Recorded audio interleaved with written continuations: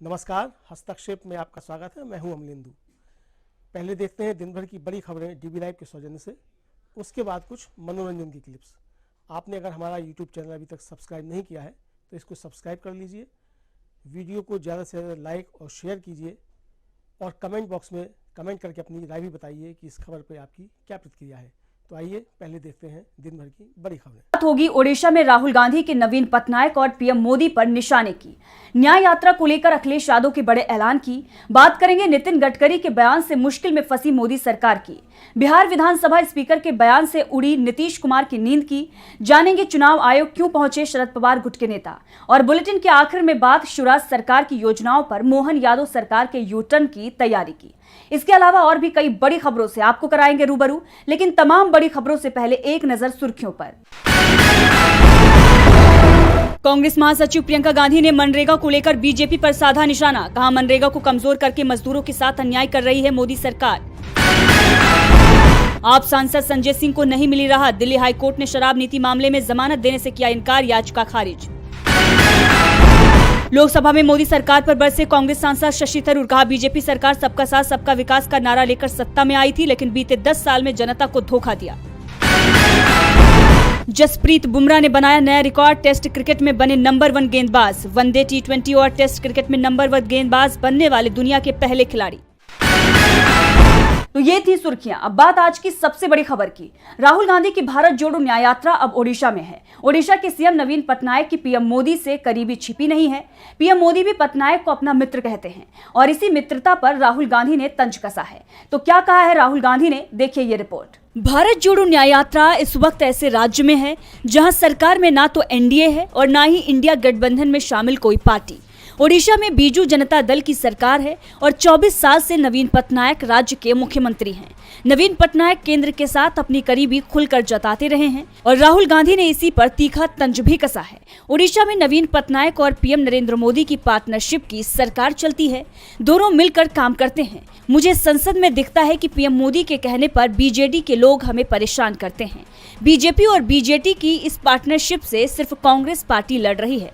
राहुल गांधी ने मोदी सरकार पर निशाना साधते हुए कहा कि जनता ने बताया कि कैसे मोदी सरकार कांग्रेस के कार्यकाल में लाई गई योजना मनरेगा के साथ छेड़छाड़ कर रही है। मनरेगा मजदूरों ने मुझसे मुलाकात करते हुए ये कहा कि हम लोग मनरेगा में मजदूरी करते हैं, लेकिन हमें समय से पैसा नहीं दिया जाता। ठेकेदार काम के लिए बाहर से मजदूर लाते हैं। डायरे में लिखा जाता है कि महिला को 720 रुपए दे दिए गए हैं, जबकि उसे सिर्फ 200 रुपए ही मिले। तो वहीं आदिवासियों ने भी मोदी राज में अपने जल, जंगल, जमीन पर संकट बताया।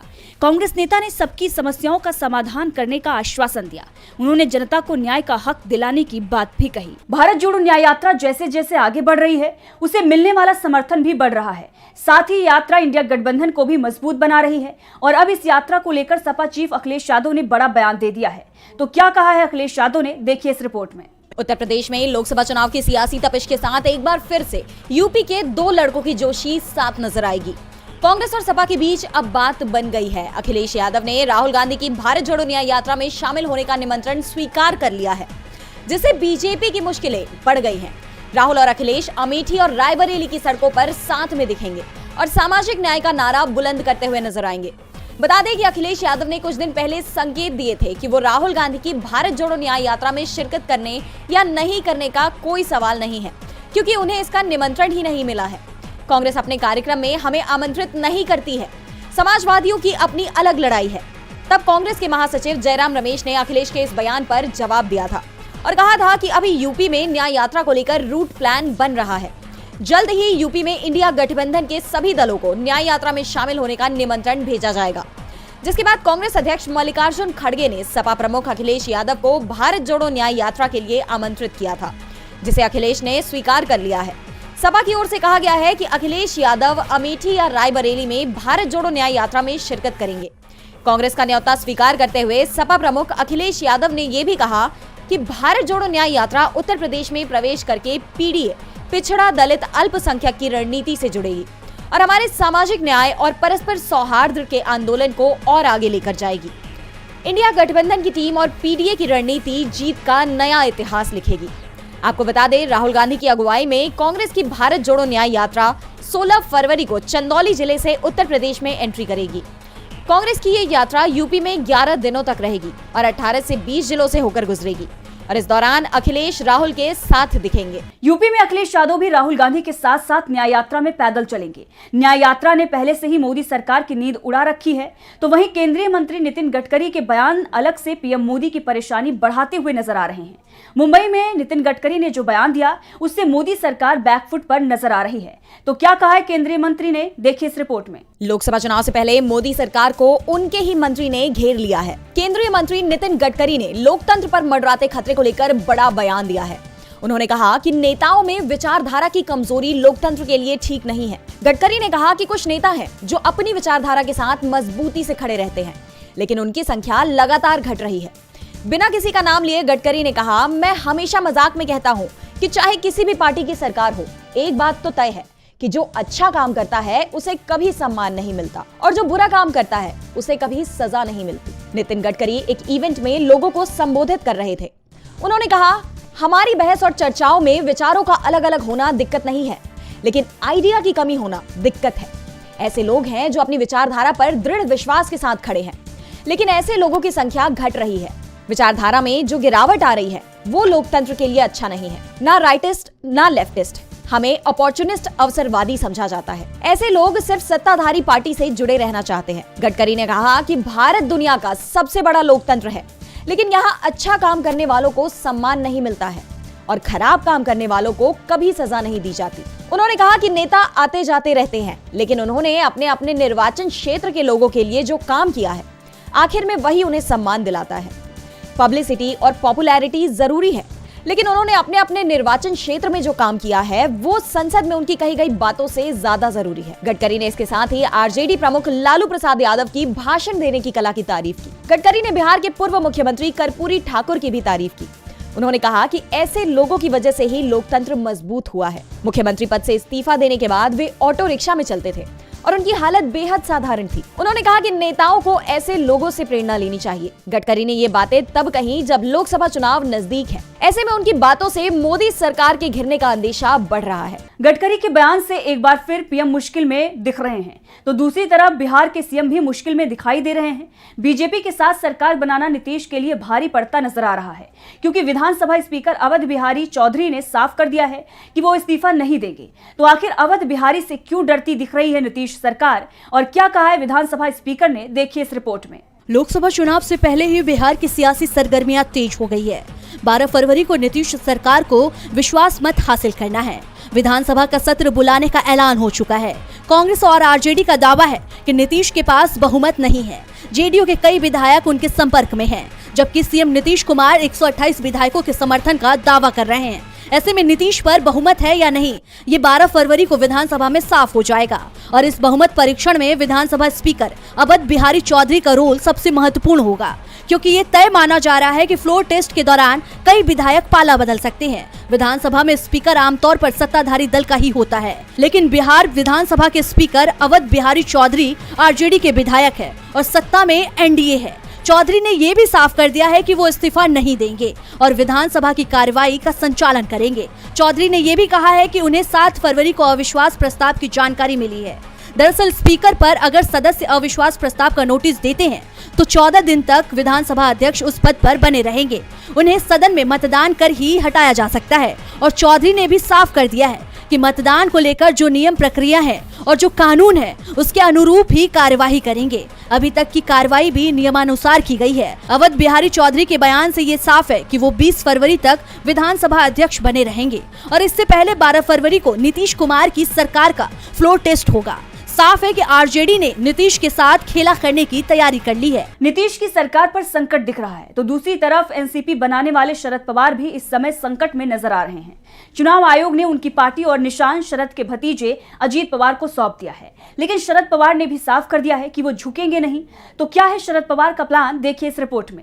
चुनाव आयोग ने एनसीपी का नाम और निशान अजित पवार के हवाले कर दिया है। इसे लेकर शरद पवार गुट में नाराजगी दिखाई दे रही है।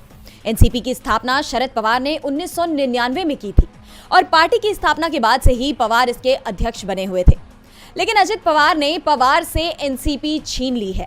कम से कम चुनाव आयोग के फैसले से तो यही तय है कि चुनावों में अजित पवार एनसीपी का नाम और निशान का इस्तेमाल कर सकते हैं।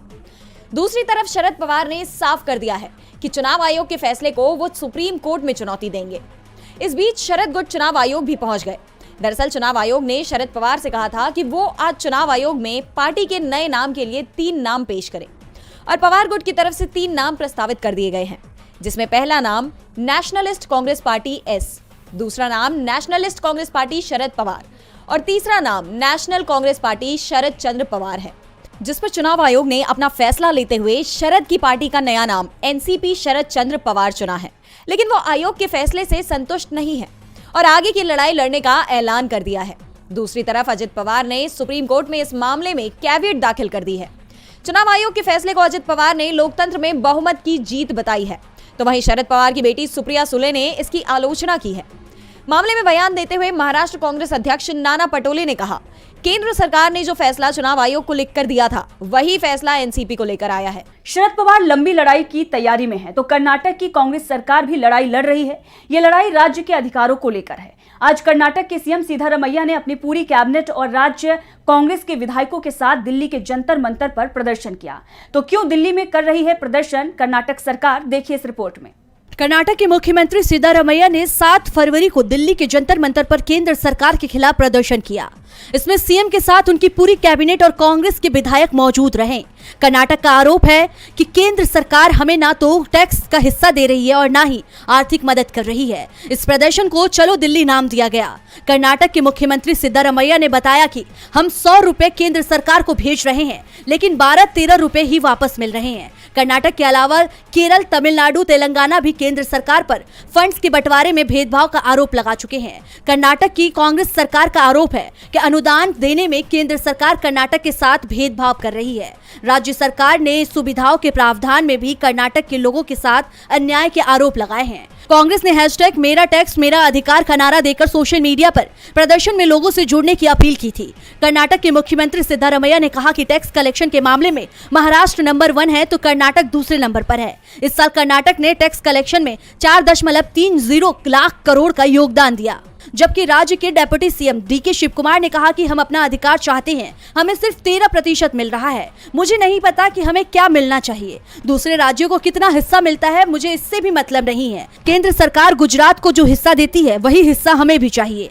डीके शिवकुमार के अनुसार भारी बारिश के दौरान प्रभावित हुए किसानों को मदद पहुंचाई जा सके, इसके लिए अभी तक केंद्र सरकार से कोई राहत नहीं मिली है। वहीं दक्षिण भारत के एक और राज्य केरल के मुख्यमंत्री पिनरई विजयन भी दिल्ली पहुंच चुके हैं। सीएम विजयन भी हाल ही में पेश किए गए अंतरिम बजट में केरल के साथ सौतेले बर्ताव करने का आरोप लगाते हुए प्रदर्शन करने पहुंचे हैं। बुधवार को जहां कर्नाटक कांग्रेस ने प्रदर्शन किया तो उसके अगले दिन यानी गुरुवार को केरल की तरफ से भी प्रदर्शन किया जाएगा। और बुलेटिन के आखिर में बात मध्य प्रदेश बीजेपी में मची खींचतान की। मध्य प्रदेश में मोहन यादव सरकार के लिए मुश्किलें खत्म होने का नाम नहीं ले रही हैं। कभी पूर्व मुख्यमंत्री के बयान से तो कभी विपक्ष के निशाने पर रहती है मोहन सरकार।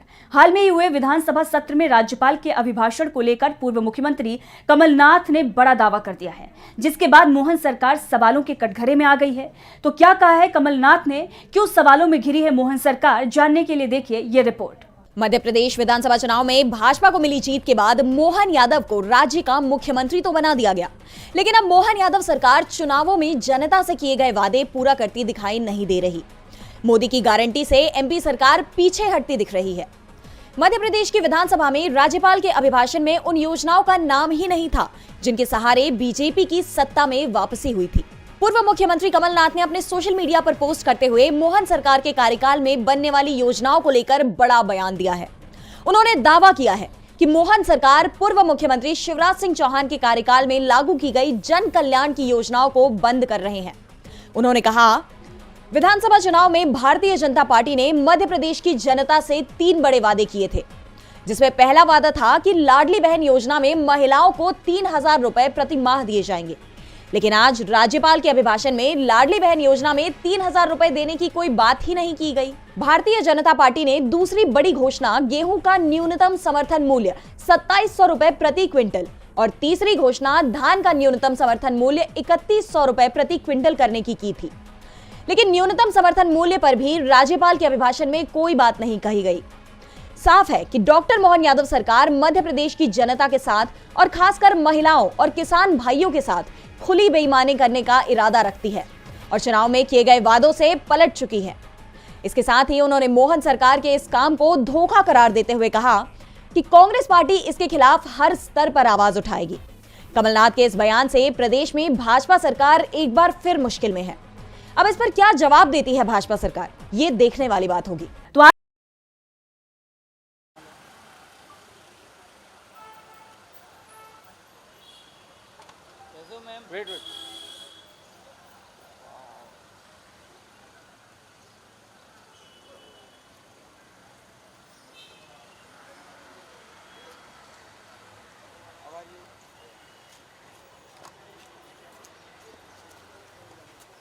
सामने से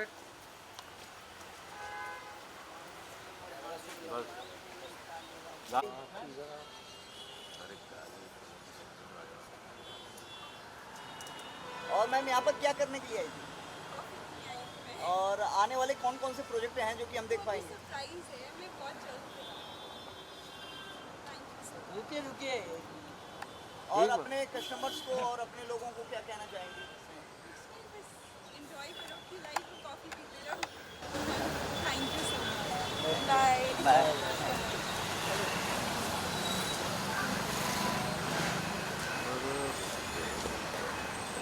बाय।